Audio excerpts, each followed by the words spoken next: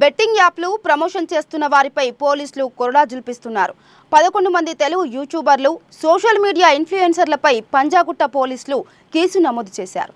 వీరిలో Harsha Sai, Vishnupriya, Bandaru శేషసాయిని, Imran Khan, Pareshan boys, Rithu Chowdary, tasty Teja, anchor Shyamala, Kiran Goud, Ajay, భయ్యా, Sunny యాదవ్లపై gaming act కింద పోలీసులు కేసు నమోదు చేశారు.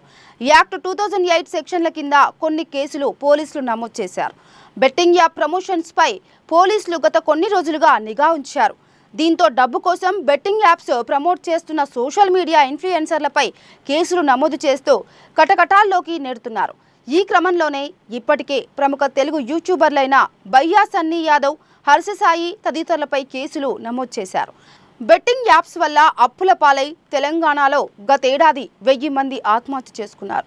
ప్రముఖ యూట్యూబర్స్, సోషల్ మీడియా ఇన్ఫ్లుయెన్సర్లతో యాప్స్ను ప్రమోట్ చేయించుకుంటూ సామాన్యులను తమ విష వలయంలోకి యాప్స్ నిర్వాహకులు లాక్కుంటున్నారు. ఈ దందాకు వ్యతిరేకంగా సోషల్ మీడియాలో వార్ మొదలైంది.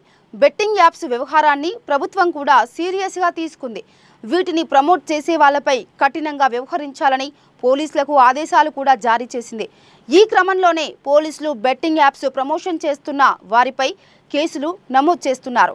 ఈ విషయంపై ఆర్టీసీ ఎండీ సర్జనార్ ఇప్పటికే అందరికీ వార్నింగ్ కూడా ఇచ్చాడు. అయినా పెడచెవిన పెట్టిన హర్షసాయి తాజాగా ఓ యూట్యూబ్ ఛానల్లో బెట్టింగ్ యాప్స్ ప్రమోషన్స్ గురించి గొప్పలు చెప్పుకున్నాడు. ఇప్పటికే ఎంతో మంది జీవితాలను విచ్ఛిన్నం చేశాయి. ఆలస్యం కాకముందే అందరూ మేల్కోండి. బెట్టింగ్ యాప్స్తో కలిగే నష్టాన్ని గుర్తించండి.